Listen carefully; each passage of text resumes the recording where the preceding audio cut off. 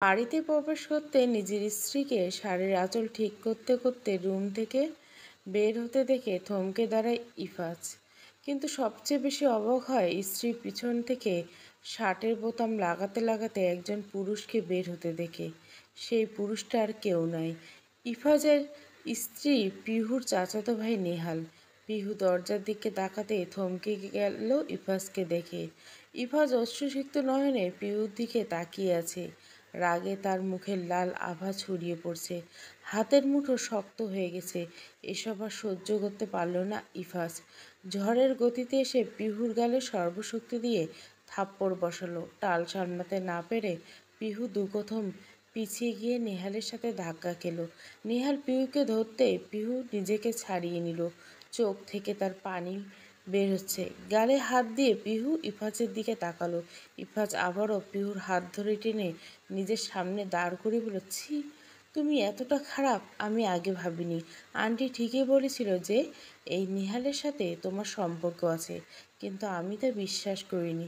এতটা ভালোবেসেছি তোমাকে, আর তুমি আমার ভালোবাসা শেষ করে দিলে। ছি, আমার ভাবতেও ঘেন্না হচ্ছে। ইফাজের কথা শুনে পিহু বাকহীন হয়ে গেছে। মুখ থেকে কথা বের করার চেষ্টা করেও পারছে না। ইফাজ আবার বলল, তোমার জন্য আমি আমার সব কিছু ছেড়ে এখানে এসেছি। তোমার জন্য আমি আমার বাবা মাকে ত্যাগ করেছি। আমার বাবার বিশাল সম্পত্তি ছেড়ে ছোটোখাটো চাকরি নিয়েছি শুধুমাত্র তোমাকে ভালোবাসি বলে। আর তুমি? আমার ভাবতেও অবাক লাগছে পিহু। কি আছে ওই নেহালের মধ্যে যা আমার মধ্যে নাই? হ্যাঁ বলো। পিহু কম্পিত কণ্ঠে বলে, ইফাজ, তুমি একবার আমার কথাটা শোনো। পিহু কথা শুনেই ইফাজ থমকে উঠল। চুপ, আর একটা কথাও বলবে না তুমি। ইফাজের ধমকে পিহু কেঁপে উঠল। ইফাজের দিকে তাকিয়ে অনবরত চোখের পানি ফেলতে লাগলো। ইফাজ তাচ্ছিল্য করে হেসে বলল, তুমি কি ভেবেছ তোমার কান্না আর মন গলানো কথা শুনে আমি গলে যাব? কক্ষনোই না। একটা কথা মনে রেখো, ভালোবাসলে যেমনটা সবটা দিয়ে ভালোবাসতে পারি, ঘৃণা করলেও সবটা দিয়ে ঘৃণা করতে পারি। আমার জীবনে সবচেয়ে প্রিয় মানুষটা তোমাকে ভেবেছিলাম, কিন্তু তুমি আমার সেই প্রিয়জন নও। আমি মিথ্যে ছিলাম, তুমি আমার অপ্রিয় ছিলে, সেটা আজকে বুঝতে পারলাম। এই জন্য তুমি আমার সাথে ঘুরতে যাওনি, বাহানা দেখে বাড়িতে থেকে গেছো, তাই না? কথা বলতে বলতে ইফাসের গলা ধরে এসেছে। খুব ভালোবাসত সে পিহুকে, কিন্তু সেই পিহু তার সাথে আজ এত বড় প্রতারণা করলো। পিহু ইফাসের দিকে তাকিয়ে কেঁদেই চলছে। পিহু বলল, প্লিজ ইফাস, সবটা চোখের দেখায় বিচার করা ঠিক না। একবার আমার কথা। কি শুনবো তোমার কথা? সবটাই তো নিজের চোখে দেখে নিলাম। এতদিন মানুষের কাছে শুনেছি, কিন্তু বিশ্বাস করিনি। আজ তো নিজের চোখে দেখলাম, অবিশ্বাস করি কীভাবে? পিহু অবাক হয়ে গেল। কে ইফাজকে ওর নামে উল্টোপাল্টা খবর দিল? পিহু কিছু বলতে যাবে, তার আগে ইফাজ পিহুর দুবাহু শক্ত করলে ধরল। ব্যথার পাশে পিহু, কিন্তু আজকে এই ব্যথা যেন কিছুই নয়, এর থেকে হাজার গুণ বেশি ব্যথা ওর বুকে। ইফাজ পিহুকে ঝাঁকিয়ে বলল, কেন এমন করলে? একবারও ঈশানের কথা ভেবে দেখনি? ইফাজের কথায় পিহুর ঘোর কাটে। ইফাজের থেকে দৃষ্টি সরিয়ে দরজার দিকে তাকায়। বড় টেডি বিয়ার আর রিমোট কন্ট্রোল গাড়ি হাতে দাঁড়িয়ে আছে ঈশান। পিহু আর ইফাজের একমাত্র ছেলে ঈশান, বয়স মাত্র 10। ঈশানের হাতের খেলনাগুলো আঁকড়ে ধরে মায়ের দিকে তাকিয়েছে। পিহুর বুকটা ধক করে উঠল। ঈশান কি তার বাবার মতো তাকে ভুল বুঝলো? আম্মু বলে কি আর ডাকবে তাকে? বুকের ভেতরটা জ্বলছে খুব। আগে ইফাজকে সবটা বোঝাতে হবে। পিহু আবার ইফাজের দিকে তাকিয়ে বলে, ইফাজ, আমার কথাটা শোনো। ইফাজ আবারও হাত উঠালো পিহুকে থাপ্পড় মারার জন্য। পিহু চোখটা খিচে বন্ধ করে ফেললো, কিন্তু যখন দেখলো সে ইফাজ ওকে আঘাত করছে না, তখন চোখ মেলে তাকালো। নেহাল ইফাজের হাতটা ধরে রেখেছে। ইফাজ ক্রোধ নিয়ে নেহালের তাকাতে নেহাল ধাক্কা মেরে ইফাজকে সরিয়ে দিল। তারপর বলে, অনেক হয়েছে আপনারা বলা, এবার থামুন।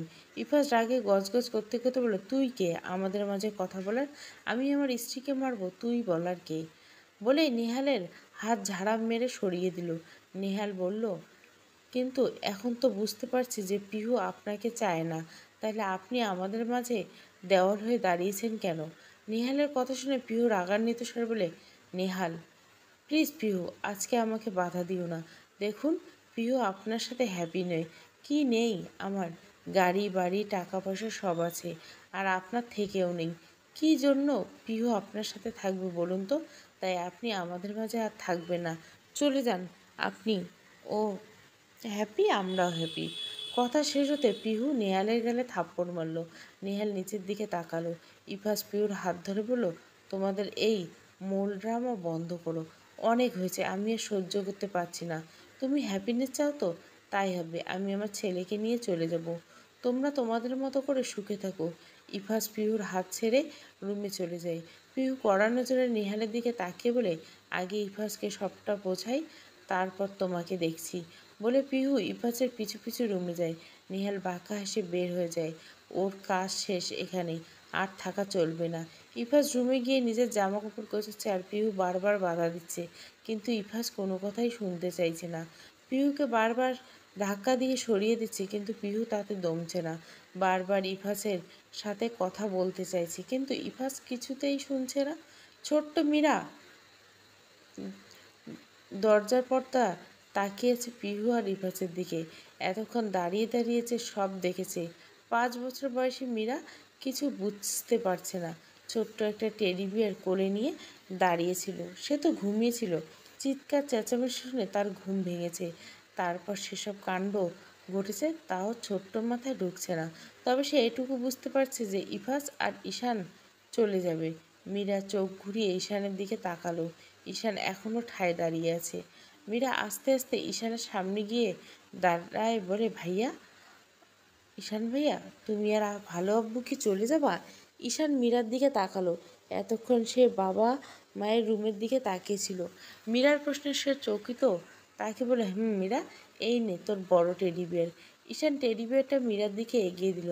মীরা নিল না, বলল, তোমরা চলে যেও না ঈশান ভাইয়া, আমার খুব খারাপ লাগছে। আমি আর তোমার সাথে দুষ্টুমি করবো না, তবু যেও না। ঈশান মীরার হাত থেকে টেডি বিয়ার দিয়ে মীরার মাথায় হাত রেখে বলে, চিন্তা করিস না মীরু, আমি বড় হলে তোকে একদিন নিয়ে যাব আমার কাছে। মীরা কাঁদো কাঁদো করে বলল, আর মণিমাকে নেবে না?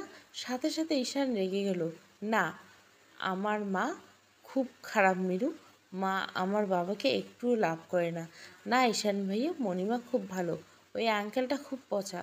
তুই এখন ছোট মীরু, তাই কিছু বুঝতে পারছি না, বড় হলে ঠিক বুঝবি। মীরা নাক ফুলে বলল, তুমি বুঝি বড়? মণিমা তো সবসময় বলে তুমি ছোট। ঈশান কিছু বলার আগে ইফাজ ব্যাগ নিয়ে রুম থেকে বের হয়ে আসে, সাথে পিহু।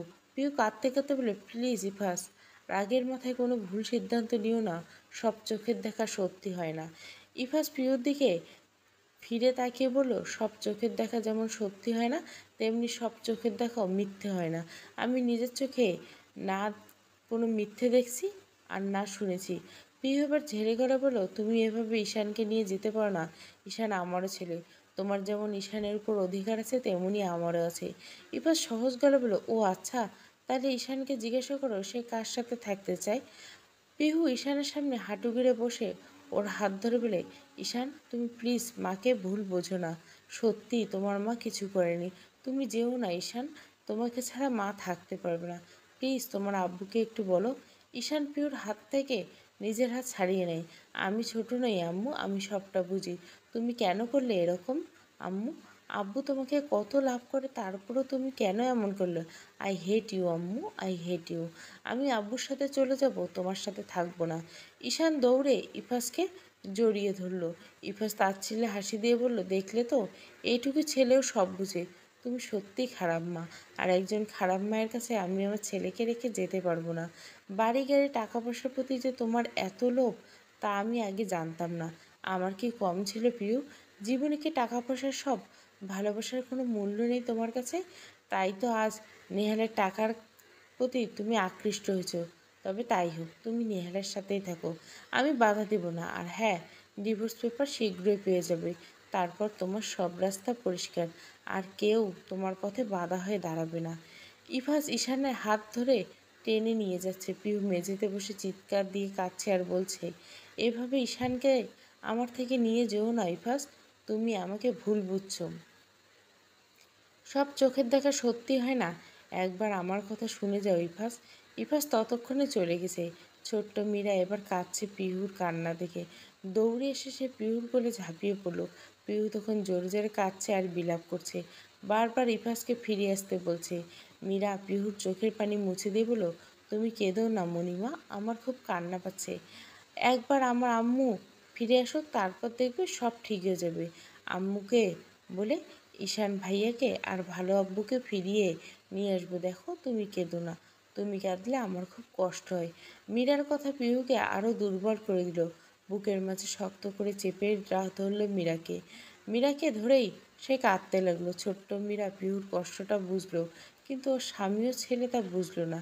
এতে পিহুর আরও কষ্ট হচ্ছে। মীরা সমান তালে কেঁদে চলছে পিহুর সাথে। 15 বছরের সম্পর্কেও এক নিমিষে শেষ হয়ে গেল। ইফাজ আর পিহু ভালোবেসে বিয়ে করছিল। পিহু ছিল নিম্নবিত্ত পরিবারের মেয়ে। বাবা ছোটবেলায় মারা গেছে। মা গার্মেন্টসে চাকরি করে পিহুকে মানুষ করেছে। পিহু দমে যায়নি, পড়াশোনার পাশাপাশি টিউশনি করতো। তারপর কিন্ডারগার্টেন স্কুলে চাকরি নিয়ে নিজের পড়াশোনা আর সংসার চালাতে লাগলো। ভার্সিটিতে পা দিয়ে তার ইফাজ খানের সাথে পরিচয় হয়। ইফাজ পিহু সিনিয়র ছিল। পিহুর সৌন্দর্য আর সাধারণ চলাফেরা ইফাজকে মুগ্ধ করে। একটা সময় ইফাজ পিহুকে প্রপোজ করে, কিন্তু পিহু রাজি হয় না, কারণ ইফাজ অনেক বড় ঘরের ছেলে। ইফাজের বাবা বড় ব্যবসা আছে দেশে বিদেশে। পিহুর মতো সামান্য একটা মেয়ের সাথে ইফাজের যায় না। কিন্তু ইফাজের পাগলামির কাছে হার মানে পিহু।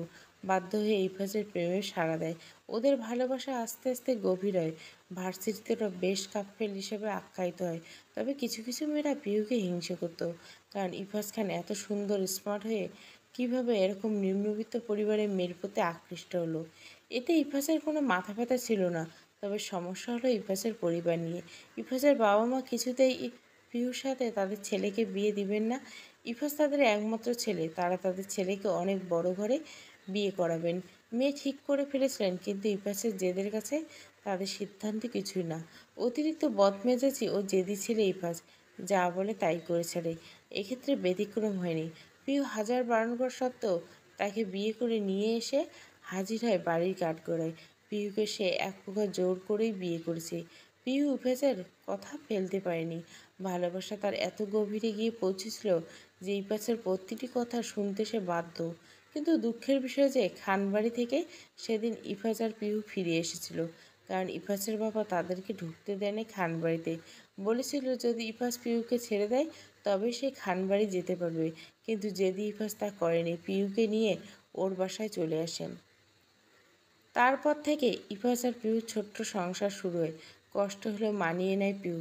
ইফাজ কয়েক মাস চেষ্টা করে ছোট্ট একটা চাকরি পায়, আর পিহু তো স্কুলে চাকরি করে কোনো মতে ওদের চলে যায়। দিন শেষে যখন ইফাজ ক্লান্ত হয়ে বাড়ি ফেরে, পিহু তখন নিজ হাতে ঠান্ডা পানি এগিয়ে দেয়, সযত্নে ইফাজের ঘাম মুছে দেয়। ইফাজের বুকে মাথা রেখে শান্তি পায় পিহু। ইফাজও নিজের প্রেয়সীকে জড়িয়ে ধরে রাত পার করে দেয়। ওদের জীবনে আরও খুশির খবর আসে যখন পিহু প্রেগনেন্ট। ইফাজ সেদিন খুব খুশি ছিল। এক দফা পিহুকে কোলে নিয়ে ঘুরছিল। বাবা হওয়ার খুশিতে সবাইকে মিষ্টিমুখ করিয়েছিল। সবসময় পিহুর যত্ন করতো ইফাজ। তাছাড়া পিহুর মা তো আছে। যেদিন পিহুর ডেলিভারি হলো সেদিন হসপিটালের করিডোরে দাঁড়িয়েছিল ইফাজ। সর্বপ্রথম ইফাজ ঈশানকে কোলে তুলে নিয়েছিল। ঈশানকে কোলে রেখে পিহুর কপালে গভীর চুম্বন করেছিল। ওদের বিয়ের 11.5 বছর, আর প্রেমের সম্পর্ক ছিল 3.5 বছর। এই নিয়ে মোট 15 বছরের সম্পর্ক ওদের। আজ আজ এক নিমেষে সব শেষ। এসব ভাবতে ভাবতে পিহুর চোখের পানি ভরে গেল।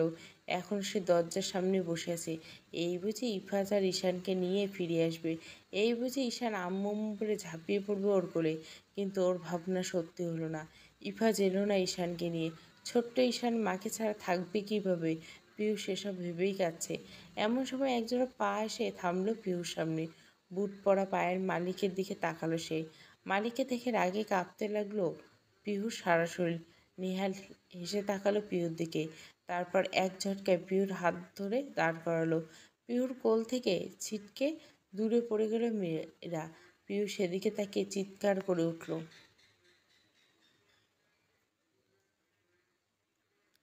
মেঝেতে বসে গড়াগড়ি খাচ্ছে মীরা। পিহু চিৎকার করে উঠল মীরার দিকে তাকিয়ে। পিহু মীরার কাছে যেতে নিলে নেহাল ওর হাত টেনে ধরে। ঘৃণায় পিহুর গা ঘিন ঘিন করে উঠল। পিছনে ঘুরতে নেহালের গায়ে থাপ্পড় বসিয়ে দিল। থাপ্পড় খেয়ে নেহাল পিহুর হাত ছেড়ে দেয়। পিহু দৌড়ে গিয়ে মীরাকে কোলে তুলে নিয়ে চিৎকার করে বলে, কি চাই তোমার? সব তো শেষ করে দিলে, এখন আবার কি জন্য এসেছো? থাপ্পড় খেয়ে নেহালের কোনো অনুশোচনা বা রাগ হলো না। সে ঠোঁটজোড়া প্রসারিত করে হাসলো।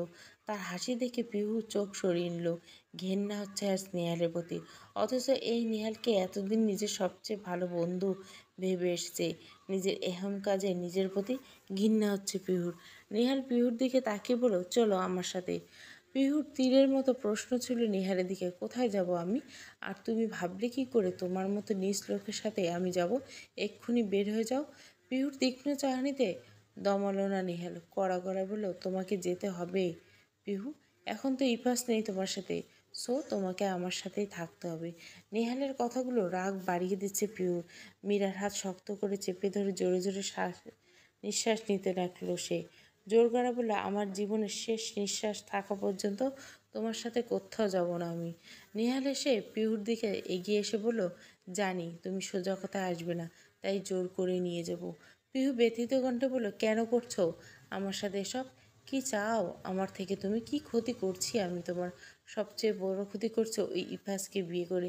কি আছে ওর মধ্যে যা আমার মধ্যে নেই? আমি তোমাকে নিজের থেকেও বেশি ভালোবাসতাম, কিন্তু তুমি কি করেছো? ইফাজের জন্য আমাকে ফিরিয়ে দিয়েছো।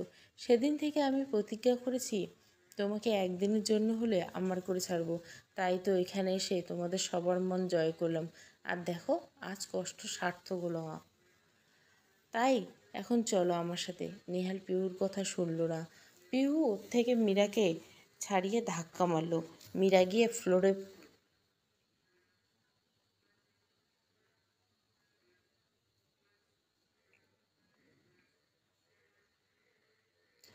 কনুই এবং হাঁটুতে ব্যথা পেয়ে মীরা কেঁদে উঠল। পিহু মীরার কাছে যাওয়ার আগে নেহাল পিহুকে টানতে টানতে বাইরে নিয়ে যেতে লাগলো। পিহু পারছে না চিৎকার দিয়ে, কারণ গলা ব্যথা হয়ে গেছে কাঁদতে কাঁদতে। কাউকে ডাকলে সে শুনতে পাবে না। দরজার কাছে এসে ওরা মুখোমুখি হলো একটা মেয়ের। বয়স খুব একটা বেশি নয়, পিহুর মতো বয়স হবে। মেয়েটা পিহুর দিকে তাকিয়ে বলে উঠল, কী হয়েছে পিহু, কাঁদছিস কেন? আর এই ছেলেটাকে? বলতে বলতে মেয়েটা আরও এগিয়ে আসলো। পিহু বলল, আমাকে বাঁচাও মুক্ত, নয়তো এই লোকটা আমাকে নিয়ে যাবে। নেহাল বিশ্রী হাসি দিয়ে বলল, লাইক সিরিয়াসলি এই মেয়েটা তোমাকে বাঁচাবে? হাসালে পিহুমণি। নেহাল কথা শুনে মুক্ত রাগে গজগজ করে উঠল। এই ছেলেটা কি জানে ওর ব্যাপারে? মুক্ত রেগে মেগে ব্যাগ থেকে একটা ছুরি বের করলো। প্রোটেকশনের জন্য এটা সব সময় রাখে সে।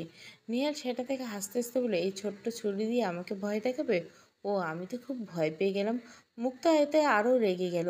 ছুরি চালিয়ে দিল যেভাবে সে পিহুর হাত ধরে আছে।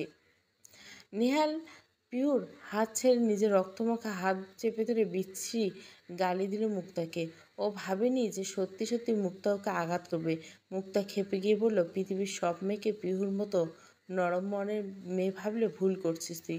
ভালো ভালো এখান থেকে কেটে পড়, নইলে এই ছুরি তোর গলায় চালাতে আমার এক মুহূর্ত সময় লাগবে না। নেহাল কিছু বলার আগে মুক্তার হাজবেন্ড স্বামীর এসে হাজির। নেহাল আর কিছু বলল না, ওখান থেকে চলে গেল। রুমে এসে মুক্তা দেখল মীরা কাঁদছে। সে দ্রুত মীরাকে কোলে তুলে নিল। সোফায় বসে মীরাকে বুকে চেপে ধরে সামলালো পিহু। তার বুকেই ঘুমিয়ে পড়ে সে। মুক্তা অবাক হয়ে জিজ্ঞাসা করলো যে কী হয়েছে। বিনিময়ে পিহু চুপ করে রইল। যখন মুক্তা ইফাজ আর ঈশানের কথা জিজ্ঞাসা করলো, তখন পিহু নিজেকে সামলে রাখতে পারল না। হু হু করে কেঁদে দিল।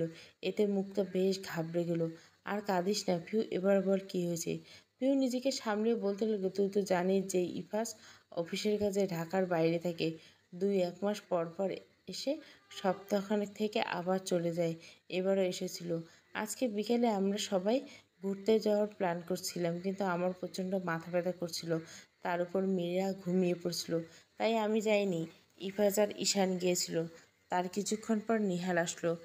মুক্তা উৎফুল্ল হয়ে বলল, এই নিহালটাকে আগে তো দেখিনি। প্রিয় মাথা নিচু করে বলল, নিহাল আমার চাচাতো ভাই।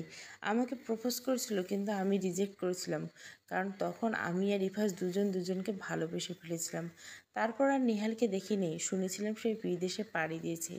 এসব নিয়ে আমি আর ভাবি নাই, কিন্তু 5 মাস আগে নিহাল দেশে ফিরে আর আমাদের বাড়িতে যাতায়াত শুরু করে। আমি প্রথমে আপত্তি করেছিলাম, কিন্তু নিহাল বলেছিল যে সে সব কিছু বলে আমার সাথে বন্ধুত্ব করবে। আমি তাতে সায় দিয়েছিলাম। এটাই হলো আমার সবচেয়ে বড় ভুল। কেন যে ওর পাতা ফাতে দিলাম এর জন্য এখন আমার সংসার শেষ হতে চলেছে। প্রিয় আবারও কেঁদে উঠল। মুক্তা বলল, তারপর কি হয়েছে? বিকেলে নিহাল আসায় আমি বিরক্ত হই, কারণ এক সপ্তাহ আগে সে আবার আমাকে বিয়ের কথা বলেছে। আমি যাতে ইফাজকে ডিভোর্স দিয়ে ওকে বিয়ে করি, এর জন্য ওকে আমি আসতে বারণ করে দিই, তবুও আসে। জানি না কোন উদ্দেশ্য নিয়ে এসেছে। আমাকে টেনে রুমে নিয়ে গিয়ে বিছানায় ধাক্কা মেরে ফেলে নিজের শার্ট খুলতে শুরু করে। আমি চিৎকার করলাম, তাতে মীরার ঘুম ভেঙে যায়। মীরাকে দেখে নেহাল অবাক হলো, কিন্তু আমার সাথে ধস্তাধস্তি করা শুরু করে দিল। আমি ধাক্কা মেরে ওকে সরিয়ে তাড়াতাড়ি করে শাড়ি ঠিক করতে করতে বেরোচ্ছিলাম। আমার উদ্দেশ্য ছিল মানুষ জড়ো করা, কিন্তু তার আগে দেখি ইফাজ এসে পড়ছে। আমাকে আর নেহালকে ওভাবে দেখে উল্টো ভেবে নেয়। ইফাজ আমার কথা শুনতো, কিন্তু তার আগে কেউ বা কারা কানে আমার নামে বিষ ঢালছে, তাই ইফাজ আমাকে ভুল বুঝে চলে গেছে। পিহু আবারও কাঁদতে লাগলো। মুক্তা এক ধানে পিহুর দিকে তাকিয়ে রইল। মুক্তা খুব ভালো করে জানে পিহু নরম মনের মানুষ, একদম তুলোর মতো। না, তুলোর থেকেও যদি কিছু নরম হয় তাহলে পিহু। মুক্তা আর পিহু একই স্কুলে চাকরি করে। পিহু কখনো স্টুডেন্টদের সাথে ধমকে সুরে কথা বলে না, সব সময় আদর করে কথা বলছে, আর দারুণ সব স্টুডেন্টরা তাকে ভালোবাসে। কিন্তু মুক্তা তার বিপরীত, ক্লাসে গেলে সব সময় জোড়া বেত নিয়ে যেত, পড়া না পড়লে আসলে পিঠে ঠাস ঠুস মেরে দিত। সবাই মুক্তাকে খুব ভয় পায়, আড়ালে সবাই রাক্ষসী রানী বলে ডাকে, কিন্তু সামনাসামনি সবাই মিষ্টি করে কথা বলে। মুক্তা ভেবে পায় না এত নরম কেন মেয়েটা। আজকে ও থাকলে হয়তো ইফাত যেতে পারতো না, সব কিছু এখানে মিটমাট করে ফেলতো, কিন্তু দুর্ভাগ্য ওদের সহায় হয়েছে। মুক্তা 3 মাসে প্রেগনেন্ট, তাই ছুটিতে বাবার বাড়ি গিয়েছিল। আজ দুপুরে ফিরেছে, তাই রাতেই এসে পিউর সাথে দেখা করতে। মুক্তা কপালে ভাঁজ ফেলে বলল, নেহালকে বিশ্বাস করাই ভুল হয়েছে তোর। হয়তো নেহাল ইফাজের চোখে তোকে খারাপ বানানোর জন্যই এমনটা করেছে। নেহাল ইফাজের আসার খবর পেয়েই এসব করেছে। তো এখন কি করবি? পিহু কিছু বলল না। স্বামীর উদ্গ্রীবভাবে বলল, আমাদের উচিত ইফাজ ভাইকে গিয়ে সব কিছু খুলে বলা। আমার মনে হয় আমরা বোঝালে সে বুঝবে। তখন মাথা গরম ছিল বলে পিহুর কথা শোনেনি। মাথা ঠান্ডা হলে অবশ্যই তাকে বোঝালে সে বুঝবে। মুক্তা স্বামীর দিকে তাকে বলে, অবশ্যই বুঝবেন, কারণ ইফাজ ভাইয়া পিহুকে নিজের থেকেও বেশি ভালোবাসেন। একদিনের ভুল বোঝাবুঝিতে কিছু হবে না। পিহু গিয়ে সবটা বোঝালেন, উনি বুঝবেন। কিন্তু প্রশ্ন হচ্ছে, ইফাজ ভাইয়ের কান ভাঙালো কে? স্বামীর কিছুটা হেসে বলল, আশেপাশে কি কম মানুষ আছে নাকি? আমাদের সমাজে এমন কিছু মানুষ আছে যাদের ঠোঁটে মধু আর অন্তরে বিষ থাকে। মধুর সাথে বিষ মিশিয়ে তা পরিবেশন করে মানুষের মনে, যাতে কেউ বুঝতে না পারে। একের অপরের ভালো তারা দেখতে পায় না, তাই হয়তো পিহুর নামে মিথ্যে বদনাম রটিয়েছে। মুক্তোর মাথা ঝাঁকি বলে, একদম ঠিক, কিন্তু আমাদের দেরি করলে চলবে না, কালকে সব মিটমাট করতে হবে। মুক্তা একটু থেমে পিহুর দিকে তাকিয়ে বলল, ইফাজ ভাইয়া এখন কোথায় আছে জানিস কিছু? পিহু মাথা নেড়ে না বোধক বলল, নরম বেডের উপর ঘুমিয়ে আছে ঈশান, পাশে ইফাজ বসে আছে, ওর ঘুম আসছে না, একটু পর পর চোখের পানি মুছছে। পিহুর দেওয়া আঘাতটা জোরেই লেগেছে। 15 বছরের সম্পর্ক ওদের এভাবে শেষ করে দিতে পারলো পিহু। টাকার এতই যদি লোভ, তাহলে একটা বার বলতে পারতো। ইফাজ হাসি মুখে তার সব আবদার পূরণ করতো, এতে যতই কষ্ট হোক না কেন সে পিহুর আবদার মেটাতো। কিন্তু পিহু এভাবে ওর বুকে ছুরি মারল। ইফাজ বারবার বলছে, কেন করলে এরকম পিহু? আমি তো সবটা দিয়ে তোমাকে ভালোবেসেছিলাম। ইফাজ এখন বুঝতে পারছে যে পিহু আদৌ নরম মনের মানুষ নয়, কেননা আজ সে তার আসল রূপ দেখিয়ে দিয়েছে। যার জন্য প্রিয় মানুষজন যে ছেড়েছিল, সেই আজকে সবচেয়ে অপ্রিয়। ইফাজের ভেতরটাও দমড়ে মুচড়ে যাচ্ছে। কাঁদতে কাঁদতে সে একদম ফুপিয়ে উঠছে। ছেলেদের কাদা বরণ, কিন্তু ইফাজ পারছে না নিজেকে শান্ত রাখতে। বারবার পিহুর প্রতিচ্ছবি ভেসে উঠছে চোখের সামনে। এরপর ঈশান একটু নড়ে চড়ে উঠল। ঘুমের ঘরে সে আম্মু আম্মু বলতে লাগলো। এতে ইফাজ আরও ভেঙে পড়ল। তার এই ছোট্ট ছেলেটা কিভাবে থাকবে তার মাকে ছাড়া? ঈশান তো ঠিকমতো নিজের হাতে খেতেই পারে না, পিহু আদর করে খাইয়ে দেয়। তাহলে কি হবে ওর ছেলের ভবিষ্যৎ? ইফাজ পরম যত্নে ঈশানের মাথায় হাত বুলিয়ে দিল। ঈশান আবারও ঘুমের ঘরে তলিয়ে গেল। ইফাজ বাসা থেকে বের হয়ে সোজা খান মেনশনে চলে যায়। ভেবেছিল ওর বাবা মা হয়তো আবার ওকে ফিরিয়ে দিবেন, কিন্তু তারা অবাক হয়ে ইফাজকে সাদরে গ্রহণ করলো। তারা খুশি হয়েছে তাদের ছেলে ফিরে আসে, নাতিকে পেয়েও খুশি, কিন্তু তারা বৌমা চায় না। ঈশান তো ওদের বংশের রক্ত, তাই ঈশানকে ফিরিয়ে দেয়নি। ইফাজ ঈশানকে নিয়ে নিজের বেডরুমে চলে যায়। কত বছর পরে এই রুমে পা দিয়েছে সে ভাবতেই চোখ জোড়া ভিজে আসে তার। গুটগুটো অন্ধকারে বিরাজ করছে রুম। খাটের উপর গুটিসুটি মেরে শুয়ে আছে ছোট্ট মীরা। পিউ জানলার গ্রিল ধরে বাইরে তাকিয়েছে। ঘুম আসছে না তার। কি করে ঘুম আসবে? যার বুকে মাথা রেখে ঘুমাতো সেই তো নেই, তাই পিহুর চোখের ঘুম নেই। এর সামনে ইফাজের সাথে মনমালিন্য হয়েছে পিহুর, কিন্তু পরে ইফাজ এসে পিহুকে জড়িয়ে ধরে বলছে, আই এম সরি, আর কখনো তোমাকে ভুল বুঝবো না। পিহু তখন অভিমানী কণ্ঠে বলল, যদি ভুল বোঝো কখনো। ইফাজ তখন হেসে পিহুর গাল টেনে বলতো, তুমি আছো না, আমি ভুল বুঝলে তুমি ভালোবাসা দিয়ে সেটা পুষিয়ে দিবে। আমার ভালোবাসায় যে আমি বড্ড কাতর পিহুরানি। তোমার পবিত্র ভালোবাসা আমার সব রাগ অভিমান ভুলিয়ে দেয়, সেটা কি জানো না? পিহু সেদিন লাজুক হেসেছিল। এই লাজুক মুখখানি যে ইফাজের খুব ভালো লাগে, তাই সব সময় রোমান্টিক কথা বলে পিহুকে লজ্জায় ফেলতো। এই তো সেদিন পিহু রান্না করছিল, হুট করে ইফাজ এসে তাকে পেছন থেকে জড়িয়ে ধরে বলে, তোমার ওই নরম ঠোঁটের উষ্ণ স্পর্শ পেতে চাই, দেবে কি? পিহু তখন লজ্জায় একাকার হয়ে গেছিল। বিয়ের এত বছর পরেও এত লজ্জা কোথা থেকে আসে ইফাজ আজও বুঝতে পারল না। এসব ভাবতেই আনমনে পিহু হেসে উঠল। পিহু ভাবল, কালকে গিয়ে তার সব ভালোবাসা উজাড় করে ইফাজকে সবটা বোঝাবে। ইফাজ নিশ্চয় বুঝবে, কারণ সে পিহুকে ভালোবাসে। পরে হয়তো ইফাজ নিজের ভুল বুঝতে পেরে সরি বলবে পিহুকে, তখন সে আচ্ছা মতো বকে দেবে ইফাজকে। কিন্তু যদি ইফাজ না বুঝে আর ওকে ছেড়ে চলে যায়, এ কথাটা ভাবতে বুকটা ধক করে উঠল পিহুর। ঈশানের কথা মনে পড়ে গেল তার। ঈশান মাকে ছাড়া থাকবে কীভাবে? খাওয়া দাওয়া, গোসল করা, স্কুলে যাওয়ার জন্য রেডি করা সবই তো পিহু নিজে হাতে করে। পিহু ঘাড় ঘুরিয়ে মীরার দিকে তাকালো। তাহলে কি তার ছেলের জীবন মীরার মতো হবে? বেচারি মীরা এইটুকু বয়সে বাবা মা হারিয়ে নিঃস্ব। মীরার মা পুষ্প পিহুর ছোটবেলার বন্ধু। ওদের সব সময়কার চলাফেরা একসাথে হতো। পুষ্পা বিয়ে হয়ে মিলন নামের একটা ছেলেকে, লাভ ম্যারেজ ছিল ঠিক পিহুর মতো। তবে মিলনের পরিবার বলতে কেউ নেই, সে একাই। পুষ্পা কনসিভ করলে মিলন খুব খুশি হয়েছিল। মিলন চেয়েছিল তার একটা সুন্দর পরীর মতো রাজকন্যা হবে, নাম রেখেছিল মীরা।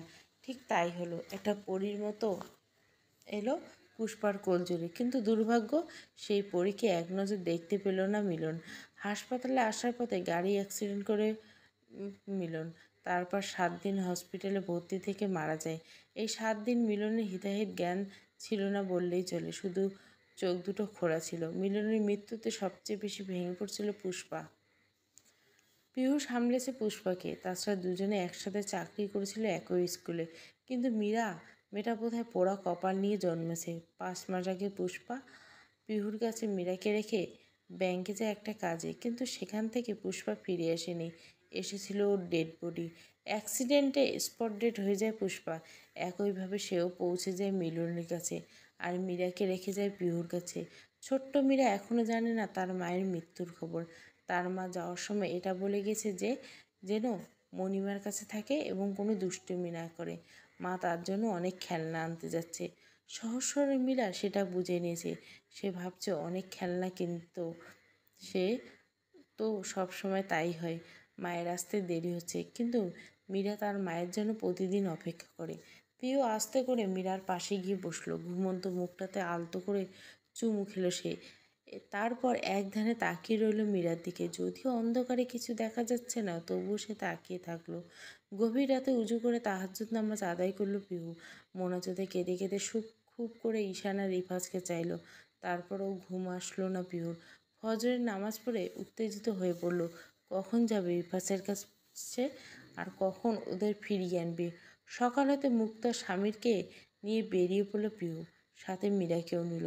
পিহুর ধারণা ওরা খান মেনশনে গিয়েছে, তাই আগে ওরা খান বাড়িতে যাবে।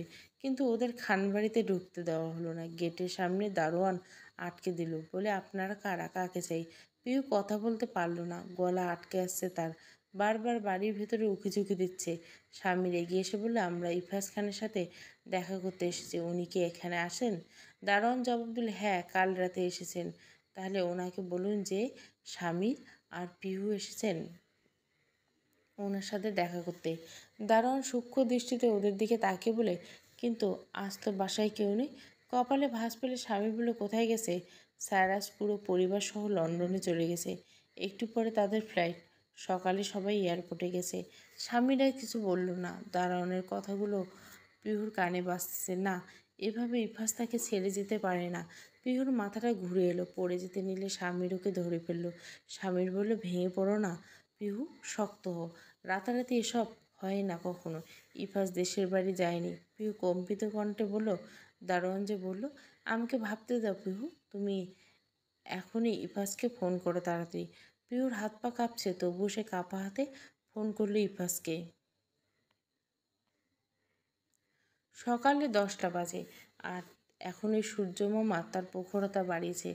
খরাভাবে কিরণ দিয়ে সবার রক্ত চুষে গেছে। এতেই যেন তার তৃপ্তি। এই রোদে 4জন মানুষ ঘামে ভিজে দাঁড়িয়েছে খানবাড়ি গেটের সামনে। পিহু সেই কখন থেকে ইফাজকে ফোন করে যাচ্ছে, কিন্তু ফোন বন্ধ। তবে পিহু তো দমছে না, ফোন করেই যাচ্ছে তো যাচ্ছে। স্বামীর আর মুক্ত পিহুর অস্থিরতা দেখছে। রোদে পিহুর ফর্সা গাল লাল হয়ে গেছে, তারপর চোখ থেকে পানি পড়ছে। পিহুর শ্বাস আটকে আসছে। বারবার মনে একটাই কথা নাড়া দিচ্ছে যে ঈশান আর ইফাজ ওকে ছেড়ে চলে গেলে না তো তাহলে বাঁচবে কী করে? না, এভাবে ভুল বুঝে চলে যেতে পারে না ইফাজ। স্বামীর আর মুক্ত পিহুর মুখ দেখে বুঝতে পারলো। মুক্ত বলল, ফোন বন্ধ। পিহু মাথা নাড়ে বলে, তাহলে নিশ্চয় ফ্লাইটে উঠে পড়েছে, তাই ফোন বন্ধ করে রেখেছে। না, এটা হতে পারে না। ইফাজ আমাকে ছেড়ে যেতে পারে না। আমার ঈশান আমাকে ছেড়ে থাকতে পারবে না।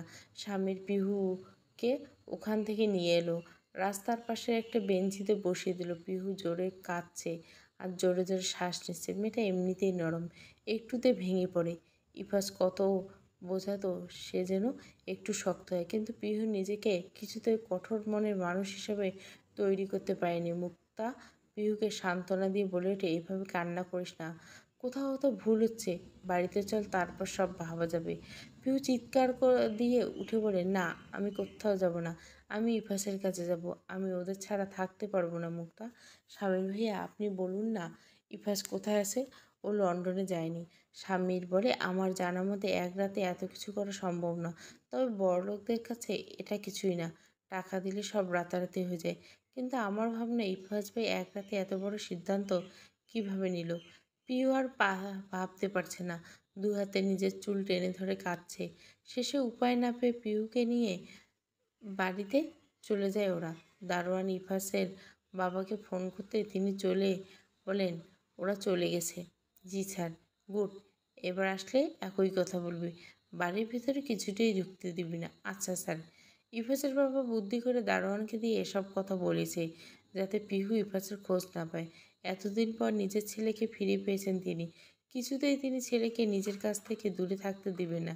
খুব শীঘ্রই ইফাসকে তিনি লন্ডনে পাঠিয়ে দেবেন। সেখানে গিয়ে তার বিজনেস সামলাবে ইফাস, এটাই চান তিনি। ঈশান ইফাসের রুমে বসে আছে, হাতে তার রিমোট কন্ট্রোল গাড়ি। একটু আগে একটা মহিলা এসে তাকে দিয়ে গেছে। আব্বুর কাছে শুনেছে মহিলাটা নাকি তার দাদি হয়। সকালে দাদি ঈশানকে খাইয়ে দিয়েছিল, কিন্তু ঈশানের তাতে পেট ভরেনি। আম্মুর কথা খুব মনে পড়ছে। আম্মুকে সুন্দর করে ওকে খাইয়ে দিত, তাতে পেট আর মন দুটোই ভরে যেত। কিন্তু আজকে তো পেটই ভরেনি, মন তো দূরের কথা। তার উপর দাদি এসে মায়ের নামে এক গাদা বাজে কথা বলে গেছে। ঈশানের খুব রাগ হচ্ছে ওর দাদির উপর। ওর মাকে কেন বাজে কথা বলবে সে? আর এতদিন তারা কই ছিল? এখন এসেছে তার মায়ের নামে বাজে কথা বলতে। ঈশান ঠিক করলো এই পচা দাদির সাথে কথাই বলবে না। এসব ভাবছে আর গাড়িটা ধরে দেখছে। মেজাজ খারাপ হয়ে গেল ঈশানের। গাড়িটা ফেলে দিল। তখনই ইফাস এলো রুমে। এতক্ষণ সে মায়ের কাছে ছিল। ঈশানের থমথমে মুখ দেখে ইফাস ওর পাশে গিয়ে মাথায় হাত বুলিয়ে বলল, কী হয়েছে ঈশানবাবু, মন খারাপ? ঈশান ছলছল নয়নে আব্বুর দিকে তাকালো, বলল, আব্বু ফোন করেনি আম্মু? আমার খুব খারাপ লাগছে, আম্মুর কাছে যেতে ইচ্ছা করছে। ঈশানের কথা ইফাসের বুকটা ধক করে উঠল। সেও তো অপেক্ষা করছিল যাতে পিহু একবার হলো তাকে ফোন দেয়, কিন্তু না, পিহু তাকে ফোন করেনি। তাহলে কি সত্যি সে নেহালের সাথে থাকতে ইচ্ছুক? তাই বোধহয় ফোন করছে না। তাহলে কাল এত নাটক করার কি দরকার ছিল? সোজাসুজি বললেই পারত। তাহলে ইফাসের কষ্টটা একটু কম হতো। ইফাস দু হাতে জড়িয়ে ধরে ঈশানকে। ওর চোখ দিয়ে পানি ঝরঝর করে গড়িয়ে পড়ছে। ঈশান বুঝতে পারলো যে ওর বাবা কাঁদছে ওর মায়ের জন্য।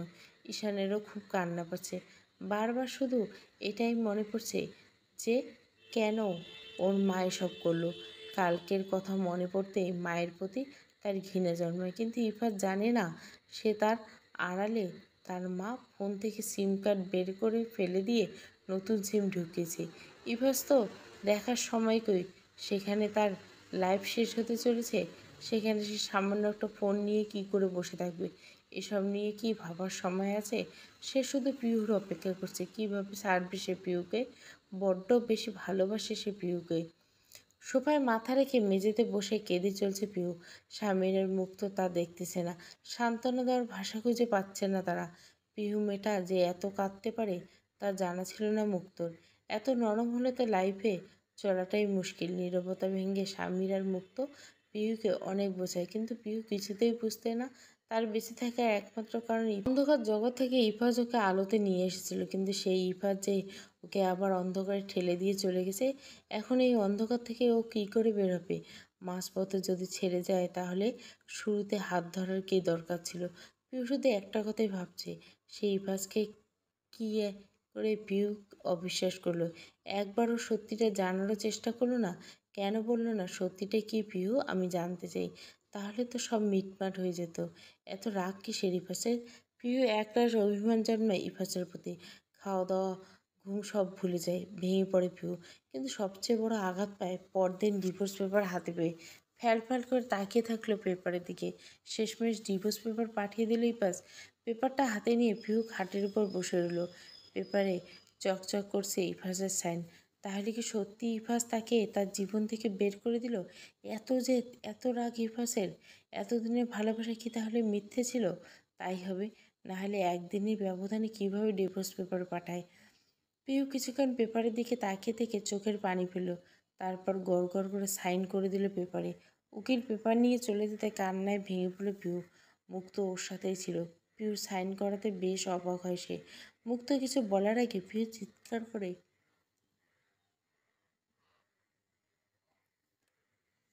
কাঁদতে কাঁদতে বলল, আমি এখন কিভাবে থাকবো মুক্ত?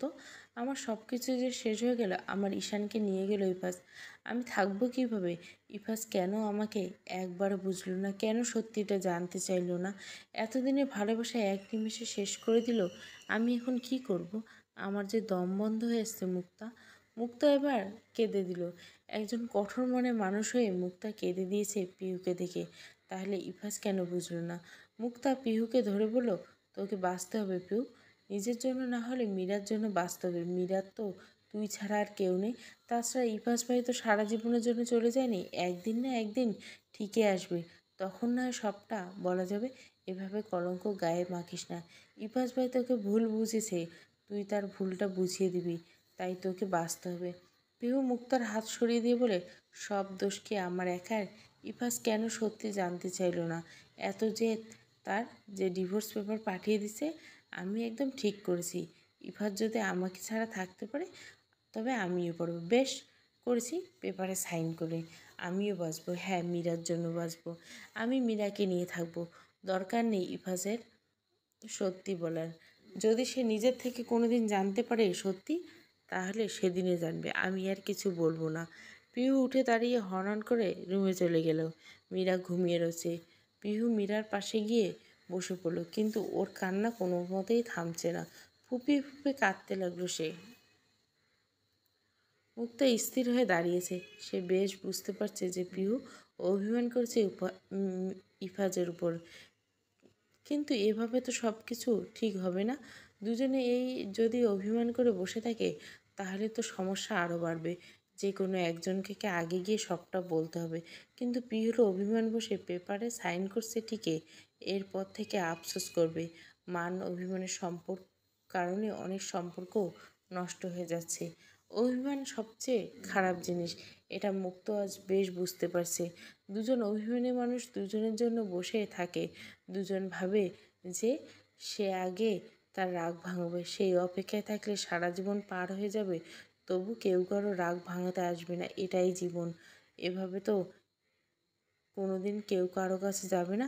তাহলে কি কোনোদিন ইফাজ আর পিহুর মিলন হবে না? বুক ছিঁড়ে দীর্ঘশ্বাস বেরিয়ে আসলো মুক্তার। রুমে গিয়ে একবার উকি দেয় পিহুর দিকে। আগের মতোই সে বসে বসে কাঁদতেছে।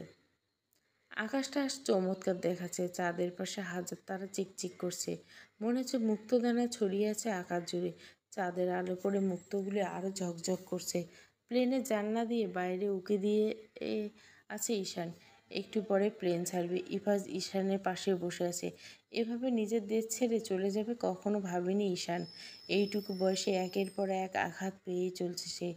প্লেন ছাড়ার সময় চোখ বন্ধ করে ফেলে সে।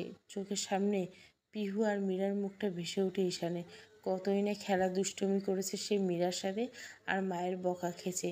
মেয়েটা বড্ড জ্বালাতো ঈশান। কখনো মীরা হাসতো তো কখনো ঘর কাঁপিয়ে কান্না করে দিত, আর পিহু হেসে ঈশানকে বকত। তবে ঈশানের পছন্দের একজন ছিল মীরা। মার কাটারির পরেও শেষে দুজন একসাথে খেলা করত। ঈশানের এসব ভাবতেই মন খারাপ হয়ে গেল। জড়িয়ে ধরল ইফাজকে। ইফাজও ছেলেকে ধরে তার মাথায় হাত বুলিয়ে দিতে দিতে লাগলো। 7 দিন হয়ে গেছে পিহুকে ছেড়ে আসার, আর এই 7 দিনে ইফাজ ঠিক করেছে সে লন্ডনে চলে যাবে তার ছেলেকে নিয়ে। পিহুর মুখ সে কখনো দেখবে না। এই সিদ্ধান্ত ইফাজ সেদিনই নিয়েছে যেদিন সে পিহুর দেওয়া ডিভোর্স পেপার পেয়েছে। পিহুকে ছেড়ে আসার 2 দিন পর সে ডিভোর্স পেপার পায়। সেদিন ইফাসের মনটা ভেঙে চুরমার হয়ে যায়। এই 2 দিন ভেবেছিল হয়তো কোথাও একটা ভুল হয়েছে। পিহু তো এমন মেয়ে নয়, কিন্তু ওর ভুল ভাঙাতে পিহু কোথায় ডিভোর্স পেপার পাঠিয়েছে। পিহু সত্যি সত্যি নিহালের সাথে থাকতে চায়, তাই ইফাস অশ্রুসিক্ত নয়নে পেপারে সাইন করে দিছিল। কিন্তু ইফাস গভীর ষড়যন্ত্রের জাল ধরতেই পারেনি। তার আড়ালে যে তার বাবা মা কত বড় ষড়যন্ত্র করছে তার বিন্দুমাত্র টের পায়নি সে। তারপর ইফাস ঠিক করলো দেশ ছেড়ে চলে যাবে, আর তাই হলো। ইফাস সব কিছু ঠিকঠাক করে লন্ডনের উদ্দেশ্যে রওনা দিল।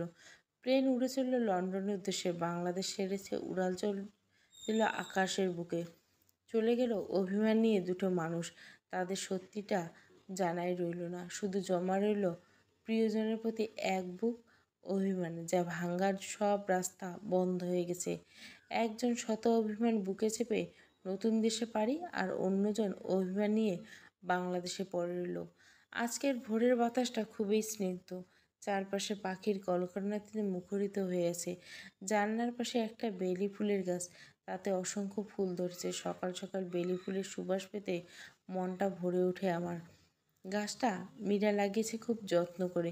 মীরার যখন বয়স 10 বছর বয়স, তখন স্কুল থেকে ফেরার সময় গাছটা নিয়ে আসে। ড্রেস না খুলে গাছটা জানলার পাশে লাগায়।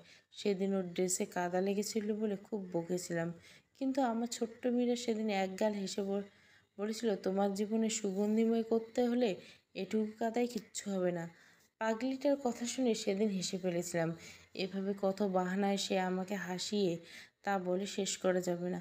কিন্তু ওর কথা একটু মিথ্যে হয়নি। পরের বছর বেলি ফুল গাছটায় অনেক ফুল আসে, আর আমার ঘর জুড়ে সুগন্ধে ভরিয়ে দেয়। এখন খুব যত্ন করে গাছটার, কাউকে ছুতে পর্যন্ত দেয় না। আমি ভাবতেই পারছি না যে সেই ছোট্ট মীরা যে এত বড় হয়ে গেছে। 17টা বছর পার হয়ে গেছে আমার আর মীরার জীবনে। সেদিনের সেই ছোট্ট মীরা ছোটই দেখেছিলাম, ছোট ছোট হাতে আমার গলা জড়িয়ে ধরে চুমু খেত, আর আজকে সেই মীরা আমাকে তার হাতের রান্না খায়। তার 3 মাস পর 22 বছরে পদার্পণ করবে মীরা। ভাবতে অবাক লাগে। হয়তো আমার ঈশান আরও অনেক বড় হয়েছে। কেমন দেখতে হয়েছে ঈশান? বাবার মতো লম্বা চওড়া সুদর্শন হয়েছে নিশ্চয়। মায়ের প্রতি ঘৃণা নিয়ে সে বড় হয়েছে। কিন্তু ওর ভুল যে ভাঙাতে হবে, না হলে যে আমি মরেও শান্তি পাবো না। এতটুকু লিখে ডায়েরি লেখা শেষ করলো পিহু। ইফা চলে যাওয়ার পর তার জীবনের প্রতিটা মুহূর্ত ডায়েরি বন্দি করে। একদিন সে এই ডায়েরিটা ইফাজের হাতে পৌঁছে দিবে যেভাবে হোক। ও যদি মারা যায় তবে অন্য কারো হাত দিয়ে পাঠাবে, এই দৃঢ় চিন্তায় সবসময় পিহুর মাথায় ঘুরপাক খায়। ফজরের নামাজ আদায় করে সে প্রতিদিন নিয়ম করে ডায়েরি লিখত। আজকেও তার ব্যতিক্রম হলো না। চেয়ার থেকে দাঁড়িয়ে লম্বা নিঃশ্বাস নিল, সাথে সাথে নাকের ভেতর দিয়ে বেলি ফুলের সুবাস সুড়সুড়ি দিয়ে গেল। সূর্য উঠতে এখনও দেরি। মীরা নিশ্চয় এখনও ওঠেনি। মেয়েটার এই একটা অভ্যাস, ফজরের নামাজে কিছুতেই পড়তে চায় না, কিন্তু বাকি 4 রাত তো ঠিকই পড়বে। এ নিয়ে অনেক বকা খায় সে, তবুও ঘুম থেকে নিজে কখনো ওঠে না।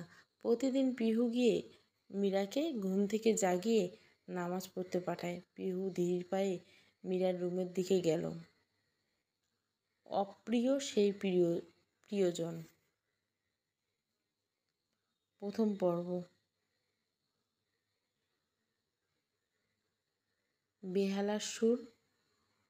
15 বছর বয়সী মা, অবাঞ্ছিত, তার সাথে আর একটা অপ্রিয় সেই প্রিয়জন। কন্টিনিউ চলতে থাকবে। এটা 5 পর্বের গল্প, ছোট গল্প। ভালো লাগলে অবশ্যই লাইক, শেয়ার এবং সাবস্ক্রাইব করবেন।